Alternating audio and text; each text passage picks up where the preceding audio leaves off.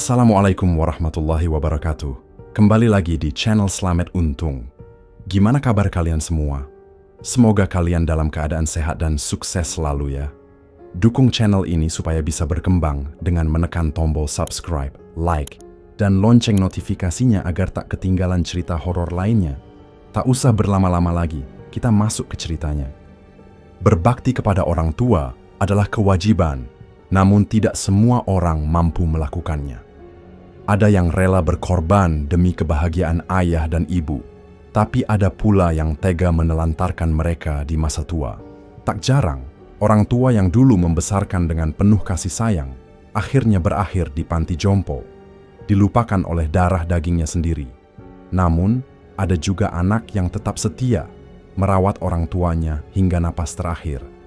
Tetapi, ketika pengabdian itu dilakukan dengan cara yang salah, melanggar norma agama dan masyarakat, maka niat yang mulia bisa berubah menjadi malapetaka. Angin malam berembus kencang, membawa hawa dingin yang menusuk hingga ke tulang. Musim kemarau belum tiba, namun udara terasa begitu kejam. Di sudut jalan yang gelap tanpa penerangan, seorang pemuda berusia 20 tahun berjalan dengan langkah lesu, mendorong gerobak bubur kacang hijaunya. Amir, nama pemuda itu, baru saja menutup lapaknya setelah seharian berjualan. Matanya menerawang, kosong, lelah menyelimuti tubuhnya yang ringkih. Dagangannya sepi pembeli, keuntungan hari ini bahkan tak cukup untuk menutupi modal, apalagi membayar kontrakan dan biaya makan. Hatinya semakin sesak, rasa gagal sebagai seorang anak menggerogoti pikirannya. Maafkan Amir ya Bu. Amir masih belum bisa membahagiakan ibu, gumamnya lirih, menatap langit yang kelam seolah mencari jawaban atas nasibnya yang malang. Setibanya di kontrakan, pintu kayu tua itu terbuka perlahan. Di baliknya, seorang wanita paruh baya tersenyum, lembut menyambut kepulangan anak bungsunya.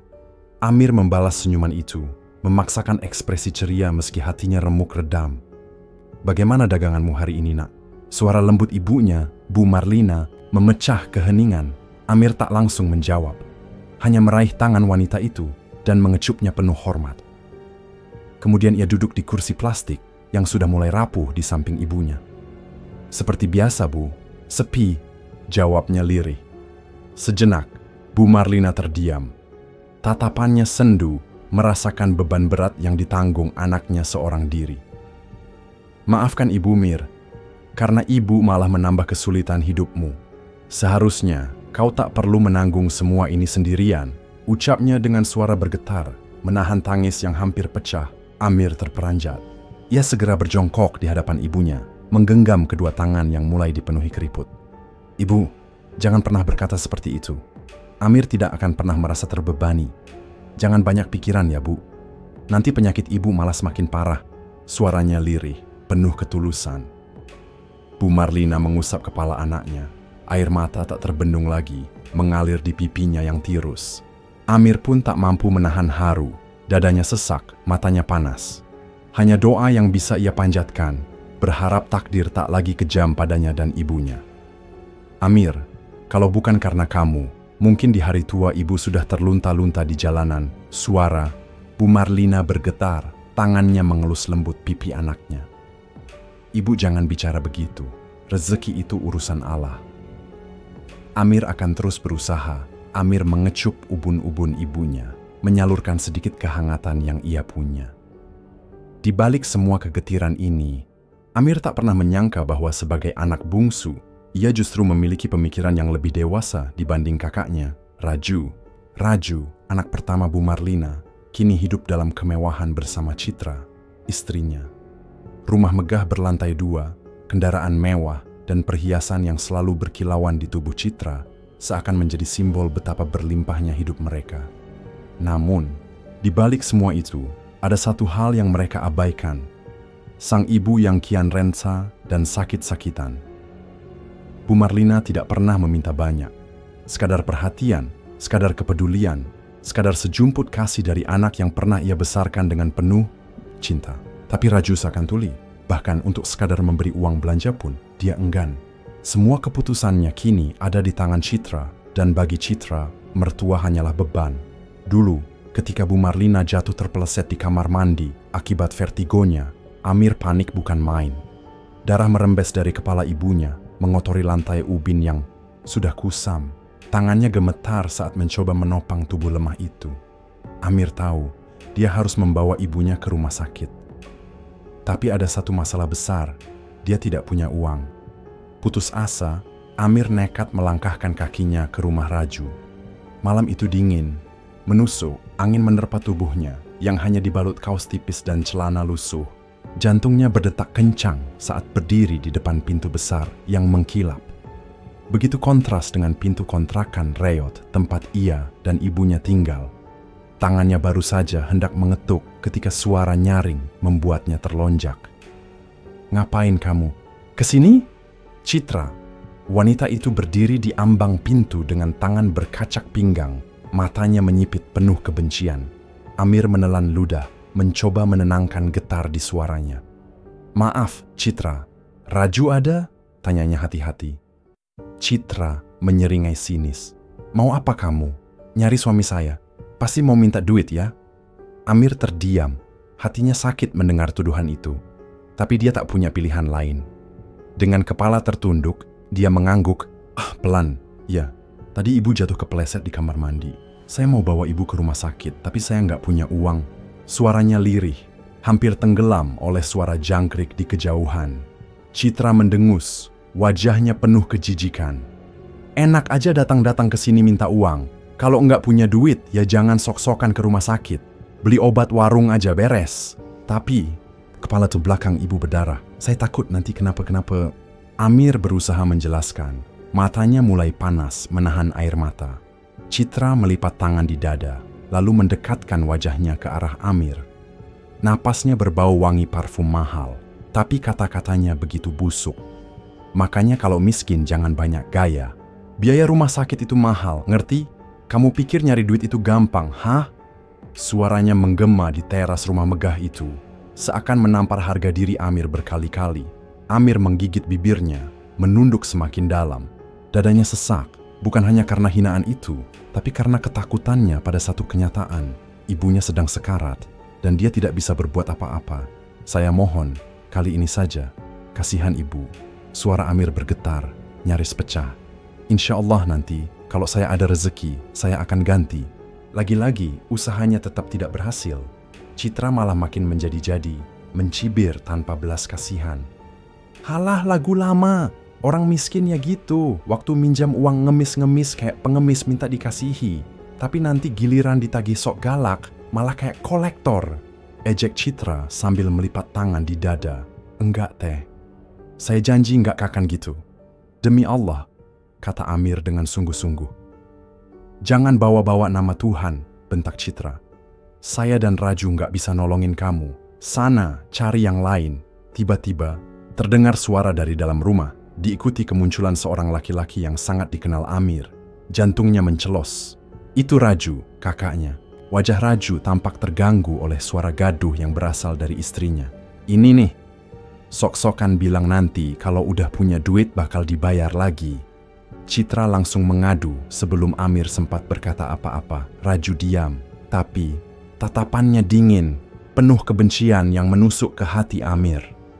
"Saya pinjam uang, bukan buat saya." Amir mencoba menjelaskan, meski suaranya bergetar. "Saya mau pinjam buat biaya pengobatan ibu. Tadi, ibu jatuh di kamar mandi. Harapannya hancur." Seketika, alih-alih menunjukkan simpati, Raju malah berbalik tanpa berkata apa-apa dan langsung masuk ke dalam kamar. Seolah-olah yang barusan disampaikan Amir sama sekali tidak ada artinya. "Tuh kan, kakak kamu aja ogah minjemin duit. Ya udah, sana pergi. Saya sibuk dan jangan pernah datang lagi ke sini, ngerti?" Citra membanting pintu dengan sangat keras, hampir mengenai wajah Amir yang masih berdiri terpaku. Dada Amir terasa sesak, kepalanya menunduk, dan dengan langkah gontai, ia melangkah. Pulang, tapi bukan hanya tubuhnya yang lelah, hatinya pun remuk. Luka yang menganga di dalam dirinya, bukan luka yang bisa diobati dengan obat warung atau resep dokter. "Maafkan Amir, Bu. Amir gagal nyari pinjaman buat berobat ibu." Lirihnya nyaris tak terdengar oleh angin malam. Matanya nanar menatap jalanan gelap, pikirannya kalut. Tanpa sadar, langkahnya melambat. Saat itulah suara klakson motor mendadak memecah keheningan. Amir tersentak dan nyaris tertabrak. Kalau jalan itu pakai mata, "Dong, jangan jalan di tengah, nanti ketabrak gue juga yang repot," maki seorang pria berwajah sangar yang turun dari motor. Tatapannya tajam menohok Amir. "Maaf pak." Suara Amir nyaris tak keluar, tapi pengendara motor itu sudah melaju pergi. Amir menghela napas berat, melanjutkan langkah kakinya yang semakin lemah. Kontrakan reotnya sudah tidak jauh, tapi baru saja ia akan menyeberang, suara klakson lain kembali terdengar. Kali ini lebih keras, lebih tajam, seolah ingin menembus gendang telinganya. Amir mengernyit, sedikit heran. Ia berjalan di trotoar, tidak menghalangi jalan. Tapi mobil di belakangnya masih saja membunyikan klakson tanpa henti. Bahu Amir menegang, perlahan ia menoleh ke belakang. Napasnya tercekat. Di balik kaca mobil yang sedikit terbuka, sepasang mata, menatapnya tajam, dingin, penuh kenangan pahit. "Sari." Desis Amir hampir tak percaya dengan apa yang dilihatnya. Mobil itu masih diam di tempatnya, mesinnya masih menyala, dan tatapan gadis di dalamnya tak bergeming. Gadis yang pernah menolak cintanya. Gadis itu tersenyum mengejek, matanya bersinar penuh kesombongan. Sementara jemarinya mengetuk-ngetuk setir mobil tanpa niat sedikit pun untuk turun. Amir, udah 2024 masih aja miskin kamu ya Mir. Kasihan amat hidup kamu. Untung aja waktu itu aku nolak cinta kamu," ucapnya. Suaranya syarat dengan kepuasan. Tawa kecilnya menggema seperti pisau yang menyayat hati. Di sampingnya, seorang pria berpenampilan parlente ikut tertawa, matanya penuh cibiran saat menatap Amir. Seakan apa yang dilihatnya adalah seorang pecundang yang tak berhak berdiri sejajar dengan mereka. Amir menghela napas, menahan gejolak yang menggelegak di dalam dadanya. Sudah terlalu sering dia diperlakukan seperti ini. Sudah terlalu banyak hinaan yang ditelan, sampai-sampai dia merasa kebal. Dengan diam, dia membalikkan badan dan melangkah pergi. Namun, suara nyaring Sari kembali terdengar, menusuk-nusuk seperti duri yang merobek kulit. Diajak ngobrol malah pergi. Dasar enggak sopan banget ya Amir. Yakin kamu nggak mau kenalan sama Thomas, pacarku yang super tajir? Ini, siapa tahu ada lowongan buat jadi tukang kebun atau OBI di rumahnya. Lumayan, gajinya lebih gede daripada dagang bubur kacang hijau keliling. Gelak tawa mereka kembali pecah, membahana di udara senja yang mulai menggelap. Langit mulai pekat. Matahari merunduk di balik cakrawala, memberi ruang bagi rembulan yang perlahan menyembulkan wajah pucatnya. Di kejauhan, suara azan maghrib berkumandang, meresap ke dalam setiap celah jiwa yang masih memiliki iman. Amir menghentikan langkahnya, menepikan gerobak jualannya di depan sebuah masjid yang sudah sering ia singgahi. Ia tahu tempat itu aman, seperti biasanya. Menggelar sajadah, ia bersujud, berdoa seperti yang selalu ia lakukan setiap kali selesai menunaikan ibadah. Bibirnya bergerak tanpa suara, hanya hatinya yang berseru lirih kepada Tuhan. "Ya Allah, berikan kesehatan untuk ibuku dan rezeki yang cukup agar aku bisa membahagiakannya." Tetapi malam ini, doanya lebih berat. Dada sesak, menanggung beban yang tak kunjung usai. Penghinaan dari Sari, dari Citra, dari Raju, semuanya mengendap di lubuk hatinya, menjelma luka yang terus menganga. Amir menggigit bibir, menahan air, mata yang mulai membasahi pipi. "Amir, masih ada bubur kacang hijau?" Sebuah suara berwibawa tiba-tiba mengagetkannya. Tepukan ringan di pundaknya membuat Amir menoleh. Di hadapannya berdiri Ustaz Rahman dengan senyum teduh yang menenangkan. "Bapak mau beli?" "Oh, ada Pak Ustaz. Masih banyak malahan." Mata Amir berbinar, suaranya sedikit bergetar karena rasa bahagia yang tiba-tiba menyusup ke dalam hatinya. Akhirnya malam ini, ada yang membeli dagangannya. "Saya pesan 40 bungkus ya, buat dibagikan ke jemaah pengajian ba'da salat Isya," kata Ustaz Rahman, masih dengan tatapan yang damai. Amir hampir tak percaya dengan apa yang didengarnya. 40 bungkus, Pak Ustaz. Suaranya bergetar, tetapi segera disusul dengan senyum penuh syukur. Bisa banget. Sebentar, saya langsung bungkusin. Dengan langkah cepat, hampir setengah berlari, Amir menuju gerobaknya yang tadi ia parkir di pinggir masjid. Namun, begitu matanya menangkap tempat di mana seharusnya gerobaknya berada, tubuhnya membeku. Amir celingukan mencari ke segala arah, bahkan sampai lupa kalau dia tidak memakai sandal. Dia berjalan berkeliling di sekitar masjid. Matanya liar mengamati setiap sudut, berharap gerobaknya masih ada di sana. Ya Allah, kemana gerobakku? Kok bisa hilang sih? Gumamnya dengan napas memburu. Rasa cemas menggulung dadanya, berpadu dengan amarah dan kekecewaan. Jangan-jangan ada yang mencuri. Lanjutnya, suaranya hampir tak terdengar. Senyum kebahagiaan yang tadi sempat ia rasakan langsung lenyap, tak bersisa. Setelah berjam-jam mencari ke sana kemari, bahkan sampai berjalan ke jalan raya yang mulai sepi ditelan gelapnya malam, tetap saja gerobaknya tak ditemukan.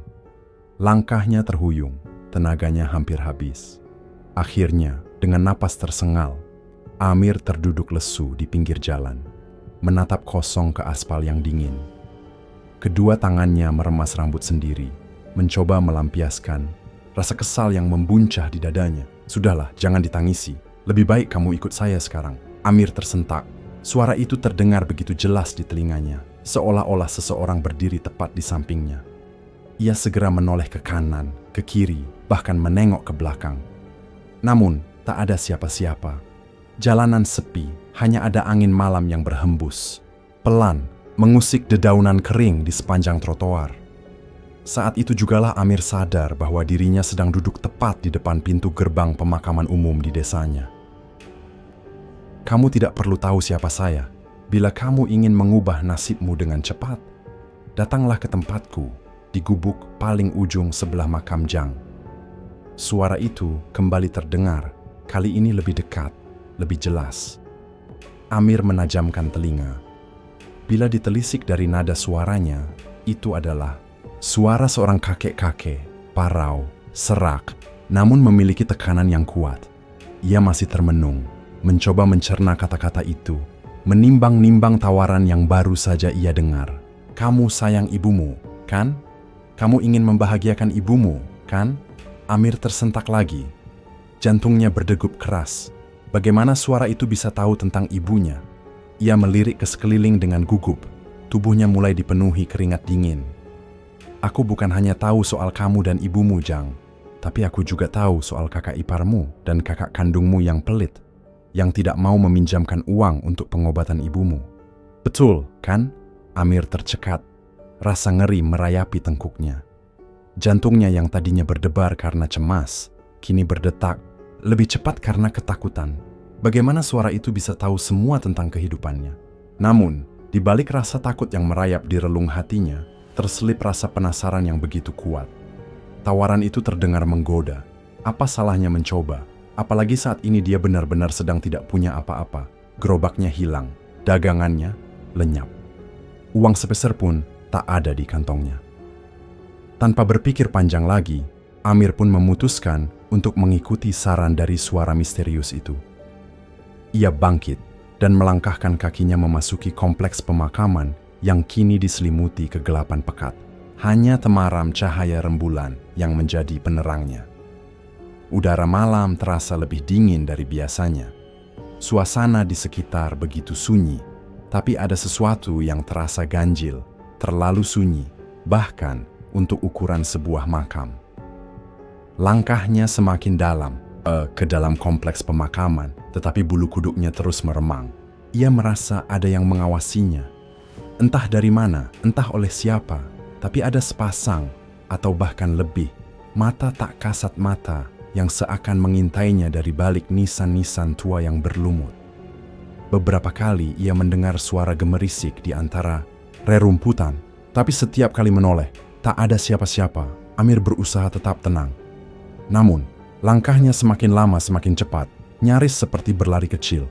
Setelah sempat tersesat hingga ke kebun singkong milik warga, akhirnya ia menemukan gubuk yang dimaksud. Gubuk itu berdiri di ujung kompleks makam, beratap rumbia yang sudah mulai lapuk. Dindingnya terbuat dari anyaman bambu, beberapa bagian sudah berlubang seperti akan roboh. Dan di depan gubuk itu, duduk seorang kakek-kakek berjanggut putih panjang, tubuhnya kurus kering, hanya mengenakan sarung tanpa baju, sehingga Amir bisa melihat tonjolan tulang di dadanya yang begitu menonjol. "Masuklah, Jang," kata kakek itu dengan suara seraknya yang menusuk. Namun, Amir tetap berdiri di tempatnya. Kakinya terasa berat untuk melangkah. Ada sesuatu yang membuatnya ragu, seolah-olah tubuhnya menolak untuk bergerak lebih dekat. Seakan bisa membaca isi hatinya, si kakek kembali berkata, "Masuklah, Jang, di luar dingin. Nanti kamu malah sakit. Apa kamu tidak kasihan pada ibumu? Pasti ibumu akan sedih." Amir terkejut. Setiap kali mendengar sesuatu tentang ibunya, ia selalu merasa hatinya tersayat. Tanpa sadar, kakinya mulai melangkah. Kakek itu memberi isyarat dengan tangan kanannya mengajak Amir masuk lebih dalam ke dalam gubuk. Di luar, gubuk itu hanya tampak seperti bangunan reot beratap rumbia, nyaris tak layak huni.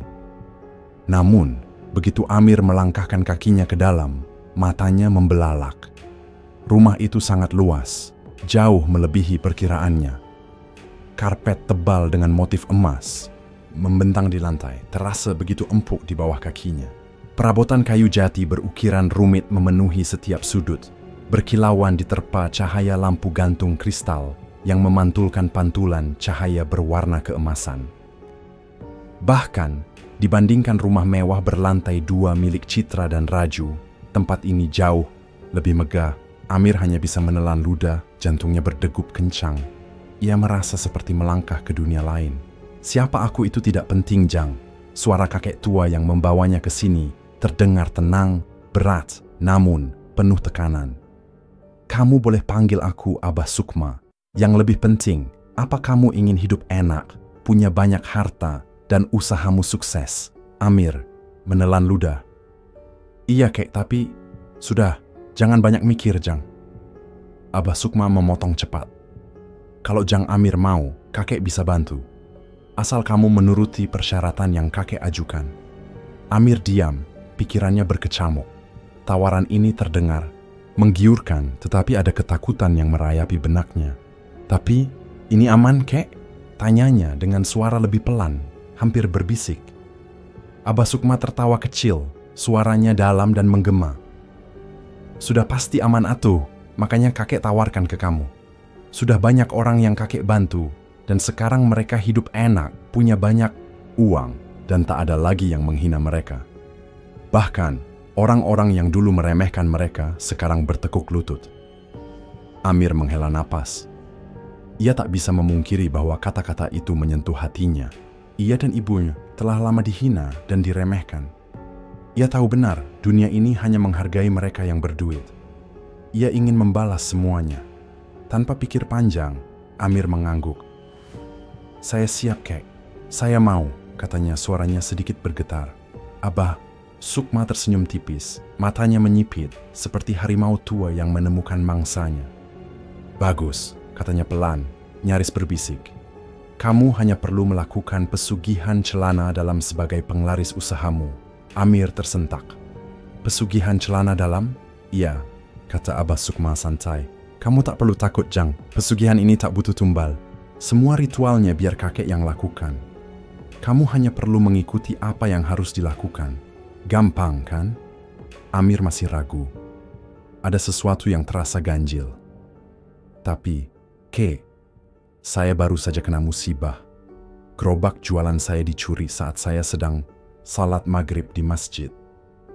Saya juga bingung bagaimana bisa mulai jualan lagi," keluhnya, suaranya melemah. Abah Sukma tertawa, kali ini lebih keras. Tawanya menggema di dalam ruangan, terdengar aneh dan menyeramkan. "Gampang atuh, Jang. Kakek pinjamkan dulu uang buat kamu beli gerobak dan keperluan jualan lainnya. Kamu boleh bayar nanti kalau kamu sudah jadi orang kaya," katanya, matanya menatap tajam ke arah Amir. Amir menegang. Pandangan Abah Sukma membuat bulu kuduknya berdiri. Ada sesuatu dalam tatapan itu, sesuatu yang membuatnya merasa seperti sedang dijerat oleh sesuatu yang tak kasat mata. Namun, godaan itu terlalu besar. "Boleh, Kek, kalau itu tidak merepotkan," jawab Amir. Suaranya nyaris tercekat di tenggorokan. Abah Sukma tersenyum puas. "Tunggu sebentar, Jang," katanya, lalu berjalan ke dalam kamarnya. Amir duduk, perasaannya campur aduk. Ia tak percaya dengan apa yang terjadi. Setelah berbagai cobaan dan kemalangan yang menguras emosinya, kini ada jalan keluar. Sebuah solusi yang datang begitu tiba-tiba. Apakah ini memang takdirnya? Tak lama, Abah Sukma kembali. Di tangannya ada gepokan uang, tebal, terbungkus rapi. Ia meletakkannya tepat di depan Amir. 5 juta. "Apa cukup, Jang?" tanyanya santai. Amir menelan ludah, matanya membelalak. 5 juta? Jumlah yang terlalu besar baginya. Tangannya gemetar saat ia menatap uang itu. "Ah, itu kebanyakan, Kek," katanya gugup. "Takutnya saya tak bisa bayar. 2 juta juga cukup. Saya bisa cari gerobak second saja, biar lebih murah." Abah Sukma mengangguk pelan. "Tak apa, Jang. Ambil saja semuanya. Soal bayar nanti gampang. Yang penting, kamu harus ingat satu hal." Amir menatapnya penuh tanya. "Jangan pernah mencuci celana dalam yang sudah kamu pakai untuk ritual ini." Kata-kata itu meluncur begitu saja dari bibir Abah Sukma. Suaranya lirih, tapi mengandung sesuatu yang tak bisa dijelaskan Amir. Ada sesuatu yang terasa salah, sesuatu yang lebih besar dari sekadar sebuah janji. Amir mengangguk. Maksud Abah Sukma, nanti celana dalam bekas yang Amir pakai, itu harus dimasukkan ke dalam air campuran untuk merebus bubur kacang hijau yang akan dijualnya. Amir menelan ludah, dadanya sedikit berdesir. "Saya paham, Kek," jawabnya singkat. Meski dalam hati ada rasa jijik yang sulit ia tepis. Membayangkan hal itu saja sudah membuat perutnya mual. Tetapi ia buru-buru menepis semua perasaan itu. Hidupnya sudah cukup berat. Terlalu banyak cobaan yang menimpa. Terlalu banyak hinaan yang harus ia telan. Jika ini bisa mengubah segalanya, ia siap melakukannya. Sebelum Amir pulang, Abah Sukma memperingatkan sesuatu. "Nanti, kalau ada laki-laki berbadan penuh bisul dan borok datang ke tempat jualanmu, jangan pernah kau usir. Itu bukan manusia biasa, Jang. Itu perwujudan jin yang akan melariskan daganganmu," katanya dengan nada datar, namun penuh tekanan. Amir menelan ludah. Semakin lama, semakin aneh persyaratan yang ia dengar. "Dan satu lagi," Abah Sukma melanjutkan. Sorot matanya menelisik tajam ke dalam mata Amir, seolah hendak memastikan bahwa pemuda itu benar-benar memahami perintahnya. "Kau tidak boleh menyebut nama Tuhan, jangan sembahyang, jangan mengaji. Kalau kau melanggar, semua ritual ini akan sia-sia. Usahamu akan kembali hancur, bahkan lebih buruk dari sebelumnya." Amir tercekat. Ia ingin protes, ingin mengatakan bahwa ini sudah keterlaluan. Tetapi, di saat yang sama, ia merasa seperti ada sesuatu yang mengikat lidahnya. Diam-diam, ia justru mulai mempertimbangkan ucapan Abah Sukma. Selama ini, ia rajin salat, berdoa, mengaji. Tapi apa hasilnya? Hidupnya tetap miskin, ibunya tetap menderita, hinaan dari orang-orang tetap ia terima. Tanpa sadar, Amir mengangguk pelan. Abah Sukma tersenyum tipis, seperti puas dengan keputusan Amir. Ia masuk ke dalam kamar sebentar, lalu kembali dengan membawa gepokan uang. Uang lembaran merah yang ditumpuk rapi. Ia meletakkannya di depan Amir begitu saja. 10 juta, cukup? Tanyanya santai. Amir melongo. Dadanya berdebar keras. Ia tidak pernah memegang uang sebanyak itu seumur hidupnya. "Itu terlalu banyak, Kek," katanya terbata-bata. 5 juta saja cukup. Saya bisa cari gerobak second." Abah Sukma terkekeh. "Ambil semuanya, Jang. Nanti gampang soal bayarnya. Yang penting, kau jangan lupa pakai celana dalam yang sudah dipakai untuk ritual ini. Jangan dicuci. Pakai terus sampai ritual ini sempurna." Amir kembali menelan ludah, tapi akhirnya mengangguk. Saat pulang ia membawa gepokan uang itu dengan tangan gemetar. Ibunya, Bu Marlina, sudah menunggu di teras kontrakan. "Kamu dari mana saja, Nak?" "Ibu dari tadi menunggu." Amir tersenyum tipis, berusaha menutupi kegugupannya. Tadi ketemu teman di jalan, Bu. Ngobrol sebentar, katanya berbohong. Bu Marlina melirik ke depan rumah, mencari sesuatu. Gerobak jualanmu mana? Kok nggak ada? Amir terdiam sejenak. Jika ia berkata jujur, ibunya pasti akan panik. Jadi untuk pertama kalinya dalam hidup, ia kembali berbohong. Sudah Amir jual, Bu. Sudah jelek, modelnya ketinggalan zaman. Besok Amir beli yang baru. Ibunya mengangguk-angguk, tidak menaruh curiga. Oh iya, ini Amir belikan martabak kesukaan. Ibu, sama obat buat meredakan nyeri. Besok Amir antar ibu periksa ke dokter ya. Bu Marlina terperanjat. Loh, kamu punya uang dari mana, Amir? Berobat ke dokter itu mahal. Amir tersenyum samar. Nggak apa-apa, Bu. Doain aja, semoga jualan Amir besok laris manis. Esoknya, Amir sudah memiliki gerobak baru. Jauh lebih bagus dan mahal dibanding yang lama. Pagi-pagi sekali sebelum subuh, ia sudah bangun, merebus bubur kacang hijau, menyiapkan kuah kentalnya. Tangannya gemetar saat mengingat pesan Abah Sukma. Ia mengambil celana dalam yang telah dipakainya semalam, merendamnya ke dalam air. Lalu, air rendaman itu ia campurkan ke dalam rebusan bubur dan kuah kentalnya. Tenggorokannya terasa kering, tangannya sedikit bergetar, tapi ia menahan diri. Ia sudah terlalu jauh untuk mundur. Saat itu, ibunya terbangun. Dari dalam kamar Bu Marlina melihat anaknya yang masih sibuk di dapur. Biasanya, Amir selalu menyempatkan diri salat subuh sebelum memulai hari. Mir, kamu nggak salat subuh? Tanya ibunya dengan nada heran. Amir kaget. Seketika tangannya terasa dingin. Sebentar lagi, Bu, katanya cepat. Lagian, tanggung, lagi ngaduk bubur. Bu Marlina berjalan mendekat. Biar ibu aja yang aduk, kamu salat. Dulu, Amir tersentak. Tidak, ia tidak boleh meninggalkan pekerjaannya. Ia tidak boleh menyebut nama Tuhan. Dengan cepat, ia mencari alasan. Nggak usah, Bu, baju Amir kotor. Nanti aja, habis mandi. Amir merasa jantungnya berdebar tak karuan. Ia tahu betul jika ibunya sampai tahu bahan rahasia yang ia pakai dalam rebusan bubur kacang hijaunya. Bisa-bisa ia tak hanya dimarahi, tapi juga dikutuk habis-habisan. Namun, ia menepis semua itu, menghibur diri bahwa ini hanya akal-akalan kecil demi keberuntungan. Bu Marlina sempat merasa heran dengan sikap Amir yang sedikit berbeda, tapi ia berusaha menepis jauh-jauh prasangka buruknya. Pagi itu, Amir baru saja melangkah keluar dari rumah, kontrakan, membawa gerobak bubur dagangannya seperti biasa. Namun, belum jauh ia berjalan, dua orang ibu-ibu memanggilnya, hendak membeli. Disusul oleh warga lain yang kebetulan sedang mengantar anaknya ke taman kanak-kanak.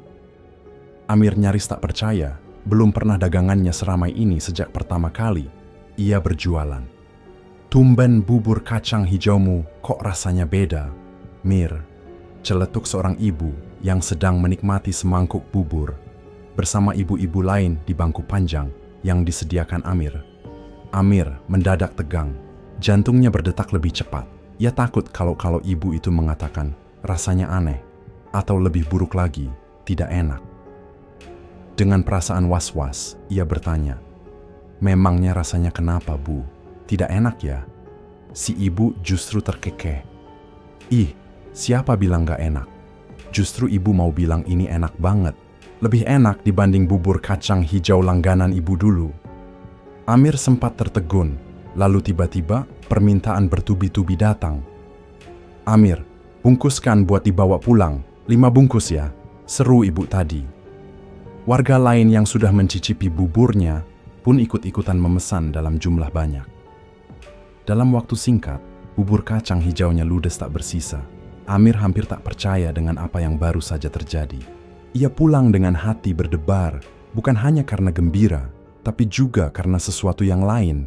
Sesuatu yang ia sendiri tak berani pikirkan lebih jauh. Bu Marlina menyambut kabar itu dengan syukur. Keberuntungan Amir terus berlanjut. Hari demi hari, bulan demi bulan, buburnya semakin laris. Amir tak perlu lagi bersusah payah menjajakan dagangannya sampai malam seperti dulu. Ia bahkan bisa menyisihkan sebagian keuntungan untuk menyewa sebuah ruko. Gerobak tua yang biasa ia dorong ke Sana kemari kini tak lagi dibutuhkan. Pelanggannya semakin banyak. Mereka rela mengantre lama demi mendapatkan semangkuk bubur buatannya. Dengan keuntungan yang terus mengalir, Amir kini sudah bisa melunasi utangnya kepada Abah Sukma. Namun, Abah Sukma hanya tersenyum tipis. "Jangan sombong, nak," ujarnya. "Dan yang paling penting, jangan pernah berhenti melakukan ritual itu. Kalau kau melanggar, akibatnya fatal." Amir hanya bisa mengangguk. Ia tahu betul apa yang dimaksud oleh lelaki tua itu. Kurang dari 1 tahun, Amir berhasil membeli rumah baru untuk ibunya. Ruko yang sebelumnya ia sewa kini telah menjadi miliknya. Bisnisnya berkembang pesat. Ia memiliki lebih dari 4 cabang dan berencana membuka 2 cabang baru di luar kota. Bahkan, sebuah mobil mewah kini sudah ada di garasinya. Namun, kesuksesan Amir ternyata sampai juga ke telinga seseorang dari masa lalunya. Sari, gadis yang dulu pernah menolak dan merendahkannya, kini tiba-tiba datang mencarinya. Hari itu, Amir baru saja selesai menggunting pita sebagai tanda pembukaan cabang keempatnya. Dari kejauhan, ia melihat Sari berjalan mendekat, senyum-senyum, sok ramah seolah-olah tidak pernah terjadi apa-apa di antara mereka. Amir hanya memandang sinis kepada gadis itu, bersikap seolah-olah tidak mengenalnya. Rasa sakit hati yang mengendap bertahun-tahun kini membara dalam dadanya, mengingat setiap hinaan dan perlakuan Sari di masa lalu. Dahulu, ketika Amir masih tenggelam dalam kemiskinan, gadis itu bahkan tak sudi meliriknya. Namun kini, segalanya berubah, dan Sari tampaknya tak peduli, meski Amir jelas menunjukkan ketidaktertarikannya. Amir masih ingat aku nggak?" Suara Sari terdengar manja, langkah kakinya sengaja diperlambat, mendekatkan tubuhnya ke Amir. Namun Amir segera melangkah mundur, menjaga jarak, wajahnya menunjukkan ketidaksukaan. Ia tak nyaman dengan sikap agresif Sari. Dulu, ia memang tergila-gila pada gadis itu. Bahkan sempat berpikir untuk melakukan apa saja demi mendapatkan hatinya. Tapi Sari bukan hanya menolak, ia meremukkan harga dirinya dengan kata-kata yang hingga kini masih terngiang di telinganya. Amir, kamu itu harusnya ngaca dong. Kamu siapa? Aku siapa?" Suara Sari dulu begitu angkuh, menusuk hingga ke tulang. "Aku ini cantik, keluargaku terpandang. Wajar kalau banyak laki-laki tergila-gila padaku. Laki-laki kaya aja banyak yang aku tolak, apalagi laki-laki miskin dan kere kayak kamu. Jangan ketinggian deh mimpinya bisa memiliki aku." Amir masih mengingat jelas bagaimana tubuhnya terasa begitu kecil saat itu. Dan bagaimana setiap kata-kata Sari menusuk hatinya tanpa ampun. Sejak saat itu, ia sempat takut mendekati wanita manapun, takut diremehkan dan dipermalukan lagi. Tapi sekarang, segalanya berbeda. Amir telah menjadi sosok yang ia sendiri dulu tak pernah bayangkan. Ia sukses, kaya, mapan. Tak ada lagi orang yang berani menginjak-injak harga dirinya. Para gadis yang dulu tak sudi meliriknya, kini justru berebut untuk mendekat. Tapi Amir tahu, bukan dirinya yang mereka inginkan, melainkan hartanya. "Saya masih nggak kenal sama kamu, jadi sebaiknya kamu pergi dari sini." "Saya sibuk," kata Amir dingin, wajahnya tanpa ekspresi. Sari masih tak menyerah. Dengan mata berkaca-kaca, ia mencoba menggapai tangan Amir, suaranya merintih. "Mir, maaf, aku tahu aku salah. Aku nyesel. Aku dulu suka hina dan rendahin kamu. Maafin aku, ya?" Amir tersenyum sinis. Dulu, hanya untuk sekadar mendapatkan perhatian Sari, ia rela mengorbankan segalanya. Tapi sekarang, tidak. Ia bukan lagi Amir yang dulu. "Oke, aku udah maafin semua kesalahan kamu. Puas sekarang?" Nada suaranya dingin, tajam seperti bilah pisau. "Sekarang pergi sebelum aku panggil security." Wajah Sari seketika memucat, tapi Amir tidak peduli. Bahkan ketika gadis itu terus memanggil-manggil namanya, memohon agar diberi kesempatan, Amir tetap melangkah pergi, meninggalkan Sari yang berdiri terpaku dalam kehancuran. Namun, belum juga hilang kekesalannya, sebuah tamu tak diundang kembali datang. Citra. Wanita yang dulu juga selalu meremehkan dirinya dan ibunya, kini tiba-tiba muncul dengan senyum penuh kepalsuan. Citra datang bersama suaminya, Raju, serta kedua anak mereka. Ia berdiri di depan rumah mewah Amir, wajahnya berbinar, penuh kekaguman. "Nah, ini rumahnya Om Amir. Om, kalian hebat loh, udah jadi pengusaha sukses," katanya pada kedua anaknya. "Mama pengen kalian juga bisa kayak Om Amir nanti. Amir yang baru saja bersiap-siap untuk berangkat ke luar kota, hanya bisa mendesah pelan. Ia sudah bisa menebak maksud kedatangan mereka." Pembantu Amir, seorang wanita tua bernama Cucu, membukakan pintu. Namun alih-alih bersikap sopan, Citra malah membentaknya dengan nada tinggi. Kamu jangan nggak sopan ya. Aku ini kakak iparnya Amir dan suamiku ini kakaknya Amir. Jangan sok nanya siapa aku, bentaknya. "Oh, maaf Bu, saya nggak tahu." Cucu buru-buru meminta maaf, wajahnya ketakutan. Namun Citra tak peduli. Ia justru makin meninggikan suaranya. "Cepat panggil Amir ke sini. Saya mau ngomong sama dia. Lagian baru jadi babu aja kamu udah belagu." Suaminya, Raju, yang selama ini juga selalu meremehkan Amir, ikut menimpali. "Iya nih, baru kerja di rumah. Orang kaya aja udah sok ngatur." Amir yang mendengar keributan itu segera keluar. Ekspresinya tetap dingin. Pandangannya tajam, menusuk ke arah Citra dan Raju. Dulu, mereka tak pernah menganggapnya sebagai keluarga. Mereka menertawakan kemiskinannya, meremehkan ibunya, bahkan menolak membantunya saat ia dalam kesulitan. Amir yang kebetulan sudah bersiap-siap untuk berangkat ke luar kota untuk mengontrol cabang baru, yang belum lama diresmikannya merasa terganggu dengan kegaduhan dari balik pintu depan. "Ada apa ini ribut-ribut?" tanya Amir ke Cucu seraya menghampirinya. "Ini Pak, Ibu dan Bapak ini tadi marah-marah ke saya gara-gara saya menanyakan siapa mereka dan apa keperluannya bertemu dengan Bapak. Saya malah dimarahin dan diancam-ancam," kata Cucu dengan nada kesal. Amir menatap tajam ke arah Citra dan Raju. Kenangan pahit tentang perlakuan mereka dulu saat dirinya masih hidup melarat bersama sang ibu seketika menyeruak dalam benaknya. Ia hanya diam, bahkan ketika Citra bersikap sok ramah dengan memanggil namanya berulang kali. "Amir, apa kabar? Hebat ya, kamu sekarang sudah jadi orang sukses. Teteh ikut bangga dan bahagia loh." Suara Citra terdengar manis. Tapi Amir tahu betul, itu hanyalah kepalsuan. Amir pura-pura tidak mendengar. Ia lalu menoleh ke arah Cucu. "Tutup pintunya Cucu." Cucu ragu sejenak, namun melihat sorot mata tuannya yang dingin, ia pun segera menutup pintu rapat-rapat. "Lain kali kalau ada yang datang ngaku-ngaku sebagai saudara saya, jangan disuruh masuk, ya," pesan Amir sebelum berlalu masuk ke dalam rumah. Mengabaikan suara Citra dan Raju yang masih terus memanggil-manggil namanya dari balik pintu. Hari itu, Amir pergi ke luar kota. Namun, ketenangannya terusik oleh kabar buruk yang datang bertubi-tubi. 4 ruko miliknya tiba-tiba terbakar hebat. Amir heran, bagaimana mungkin semuanya terbakar dalam waktu yang bersamaan. Belum selesai kebingungan itu, kabar lain menyusul. 2 ruko cabang di luar kota juga mengalami kebakaran hebat. Kerugian Amir mencapai miliaran rupiah karena ke-6 ruko itu ia beli, bukan disewa. Dada Amir semakin sesak ketika telepon berikutnya membawa berita paling pahit. Ibunya, Bu Marlina, tiba-tiba terkena serangan jantung dan meninggal dunia. Padahal, sebelum ia pergi, kondisi ibunya sehat-sehat saja. Namun, ada yang ganjil. Para pemandi jenazah membicarakan sesuatu di belakang Amir. Mereka mengatakan bahwa tubuh Bu Marlina membiru, kedua matanya membelalak seolah ketakutan setelah melihat sesuatu yang mengerikan. "Pasti ada yang tidak beres," gumam Amir dengan napas tersengal. Dalam kebingungannya, ia pergi mencari Abah Sukma.